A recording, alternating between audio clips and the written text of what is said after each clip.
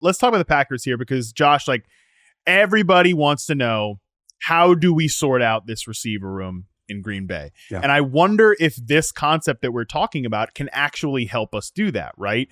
Because if you look back last year, like, motion at the snap, the guys who led the team in yards and just straight yards when there's motion at the snap is Dontavian Wicks at 227. Oh yeah. And Jaden Reed at 224. Nobody else is over 200. You look like per route, Dontavian Wicks, yards per route run when there's motion at the snap, 2.99.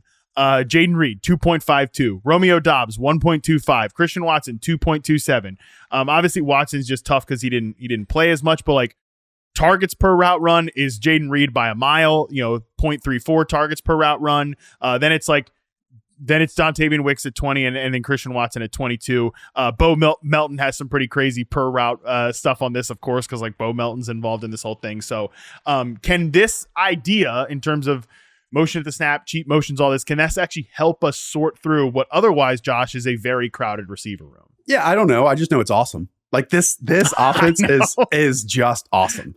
And you know this. And I just asked you the question that, like, if this podcast was reversed and I was on your show and you asked me, I'd be like, God, I hate that he's asking me this. Like, can't we just talk about how good all of these players are? That's how I'm going to spin this. We're cut from the same cloth. That's how I'm going to spin this, because like even people drafting an Underdog right now have no clue how this goes, right? Like Jaden Reed is going as wide receiver 34. Christian Watson is wide receiver 46. Romeo Doubs is wide receiver 52. Dontavian Wicks actually continues to fall as wide receiver 61 now. And we just is that just the counterculture bros? Because like he has been the internet's most popular receiver for the last month. Great question. We just did our second year wide receiver breakouts, which again included both Jaden Reed and Dontavian Wicks, who again are the first and fourth wide receivers being drafted right now on Best Ball. And I don't know how on any other offense in the league, maybe that's stretching it, but that you can take someone like Dontavian Wicks off the field, because he's so good, man. And just how this offense is constructed. And tell me if you see this any differently, but they do really cool manufactured, drawn up whiteboard stuff near the line of scrimmage, almost evacuate this like intermediate area a little bit of like 7 to 15 yards. And then it's just a bunch of middle of the field working back towards the football or vertical routes with Jordan Love unleashing this cannon that he has. And it's so cool to watch. And on top of that, Matt, it's also, they've got two young tight ends to operate in Luke Musgrave and Tucker Kraft. So to me, it's what we said of, hey, offensive coordinators like Shane Steichen, when they get Gardner Minshew, or Zach Taylor, when they get Jake Browning, they can go on the whiteboard and create some cool stuff. Or you can be Matt LaFleur, who has Jordan Love with an absolute hose.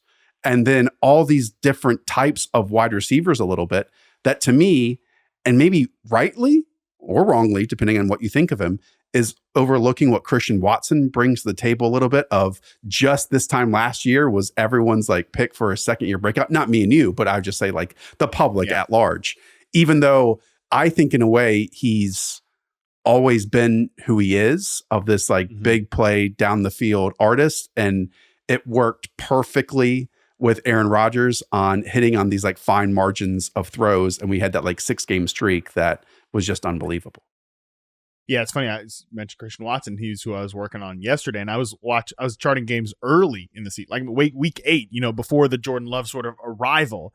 This is right around the time when like Matt LaFleur is kind of like trying to not crush these guys in his post-draft presser, because I think a lot of it is what you said there. We're like, I'm watching plays where just they're creating these cavernous holes over the middle of the field, and it's clearly like this is the designed read. And like a guy's just, a little bit off of his landmarks, all this stuff, or maybe there's a drop. The order of operations is off. Yeah, because these guys are so young. These are kids like out there doing this thing. And Jordan Love's like a first-year starter. So it was a lot of newness mixed in there. But yeah, even like it's funny because I think Watson gets he gets sort of portrayed as this like big outside receiver, but I almost think he would be best used on some of these like gadgety type things. And that's why I struggle with this receiver room, Josh, is because I'm with you that like on any other offense, how do you take Dontavian Wicks off the field? I feel the same way about Jaden Reed. Like if the fantasy bros are all like, well, he only played in 11 personnel, he only was a slot player. I'm like, I guarantee you, they take Jaden Reed off the field a bunch this year. Packers fans by week 5 will be like, what the F are we doing? Like, why is this guy not on the field? But we see this a lot with this archetype of receiver. Like, I've liked Curtis Samuel. You and I have both been Curtis Samuel bros over the years. And like, and it's still, the year. 2024 is the year. 100%. This is the year. Elijah Moore is another guy that I'm like, this guy, and like the Browns, right? Even Kevin Stefanski's talking about this the other day. Oh yeah, but we didn't like kind of, it took us a minute to sort of process what type of player this guy is, and then they see like towards the end of the season he mentioned the Jets game where he's winning like all these big boy routes because Amari Cooper Amari Cooper's not on the field. And it's like this happens with this type of player, which I think traditionally you'd look at that ADP for Jaden Reed and be like, I'm a little concerned about that. But I think if the Packers coaching staff gets it, it's going to be really hard to pull these two guys off the field. But at the same time, Josh, it's also hard to pull Romeo Doubs off the field because I will tell you, Matt, Romeo Doubs is like my blind spot probably in this whole thing because I can't point to like the one thing that he excels at when I can do that with Jaden Reed, when I can do that with Dontayvion Wicks, when to a degree I can do that with Christian Watson. I think Romeo Doubs is almost like the metronome a little bit, like maybe the most consistent and makes some tough grabs, but I can't point to like, and maybe you can educate me on this, of why he should not be my blind spot. I completely agree with you about just like him as a player.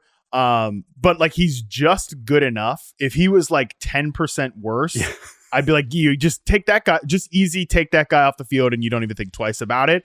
But like, because he's this, I'm like fascinated by this idea of like the snaps eater, right? On any, like just the almost like, it sounds disrespectful to call him the grass eater, but like the grass eater on these offenses where like, yeah, you just stick that guy out on the perimeter and like, he's going to take a DB with him over there. But like, then we're doing all this pre-snap short motion stuff because he's not the guy. Like, you're never doing that with him. Right. But like I just said, you should do a little bit of that with Christian Watson. You definitely should do that with Jaden Reed. I mean, Dontayvion Wicks, we love Dontayvion Wicks, and you mentioned it. They were doing some of this stuff with him. So like, in a weird way, like, yeah, I think you could pluck Doubs off the field and put Wicks in that role, and he has the skill set to do that, which is why he's an intriguing player at his ADP. But I think if I would make the case for why like Romeo Doubs will always be that kind of annoying fantasy player that, you know, oh man, I'm gassed up for a Wicks game, I'm gassed up for a Reed game, I'm gassed up for a Watson game, and like Romeo Doubs has 8 targets and 5 catches for, 60 yards or something, and you're left a little wanting, that would be why. And I also think,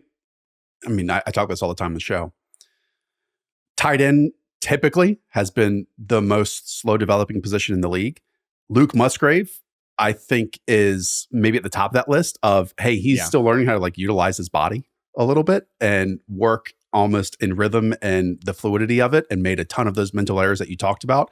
And so while we already saw, Sam Laporta go off and Don Kincaid had a really promising rookie year, to me, Luke Musgrave in year 3 or year 4, and heck, maybe even year 2, I think if the pieces align and he gets a bit more fluid and under control, could be a really interesting player. And it's so obvious that Matt LaFleur loves to diagram and scheme him up too, because he'll get leaks, because he is one of these linear playmakers that you don't really find at the tight end position. And if people want to see one game that sticks out with Matt LaFleur and his creativity with these motions, the Chicago Bears game stands out. I think both of these plays were Jaden Reed, if I'm not mistaken, where he's working and, because they really love to go empty. Like they will go 4 or 5 out in pass routes. And Jaden Reed does that short motion in on the snap. And it's Tremaine Edmonds, highly paid middle linebacker, is supposed to basically cover his middle of the field area. And since it's Jaden Reed working as the furthest outside wide receiver and then kind of turns into the slot at the snap, again, the order of operations here, it's so difficult to even key in on, he's going to be my guy that I have to track, that leaves the middle of the field wide open. And so over the top, as we're saying, in that like 17-yard range. And then 2 quarters later, same exact look, same exact formation, same exact motion. And instead of the route taking him inside, then we get that second wide receiver pushing off the zone corner and Jaden Reed working along that plane and then taking it outside the numbers too. So again, it's like kind of building off of that. And I think Matt LaFleur is obviously a smart individual in his own right, but then he'll watch his quarterback collective buddies and other offenses across the league and say, I'm just going to steal from them too, and add it to this wealth of wide receiver talent plus quarterback stuff that I have.